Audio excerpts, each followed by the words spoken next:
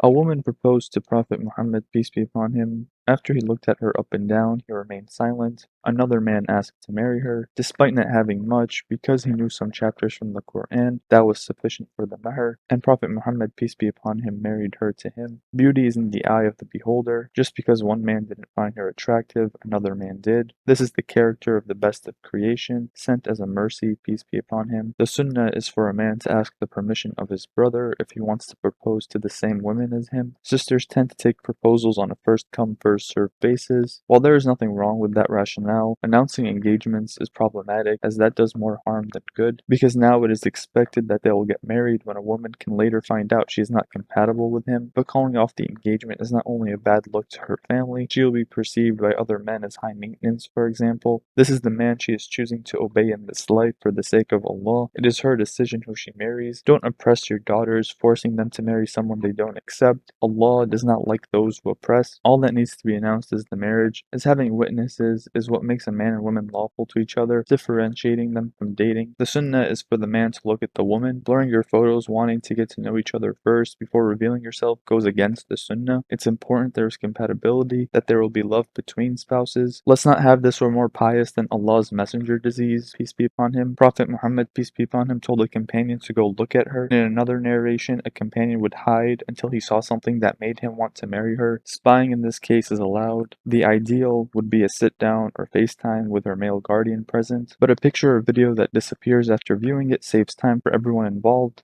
Cool. You got to know each other. All that time getting attached and catching feelings, then the moment he finally sees you, what then?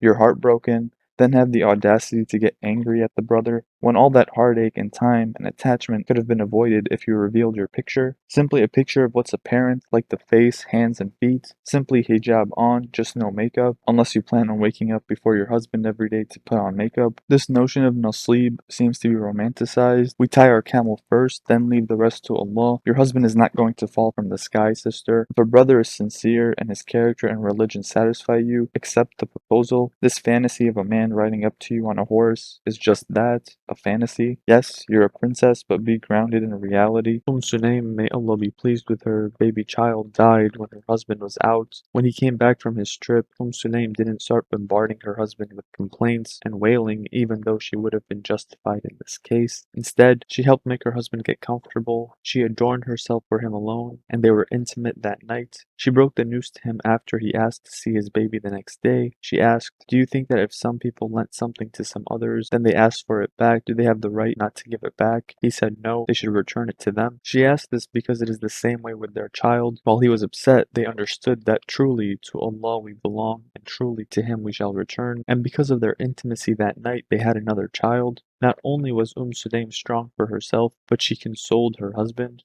She understood what it meant to be a wife, whereas now we have sisters that don't want to complete their deen, that a degree and a career are more important than marriage, claim to want a brother on his deen, then unfollow a brother after he mentions to get in touch with their weddy. Sisters will tout no DMs from men in their bio, but have their DMs open. Actions speak louder than words. Have DMs closed that if a man wants to DM you, he is not able to do so. Otherwise, this is how one catches feelings and ends up quote-unquote falling in love, or better yet, falling for a non-Muslim, getting heartbroken, pregnant, becoming gay, leaving Islam. Women have sexual desires and needs. By being lesbian, there's no pregnancy. Lesbians can just use toys. It's called sliding into your DMs for a reason. However, expressing to speak with your weddy shows that the brother respects you and that he is on his deen, as sisters pretend to want, because what they preach is not in line with what they themselves are practicing. A sister will delay marriage, prioritizing a diploma in her career, then when she finally wakes up and rushes to get married, refuses polygyny. Once you're 30 plus, that's the best you're gonna get. Maybe if you were 19, conditions like being the only wife in the marriage contract would be accepted, but you were too busy telling the guy to wait, that you want to focus on your education and career. Who do you think you are that a guy would wait for you, then have the audacity to complain and ridicule and shame men for going for younger women and women from overseas? The guy gave you a chance to get married,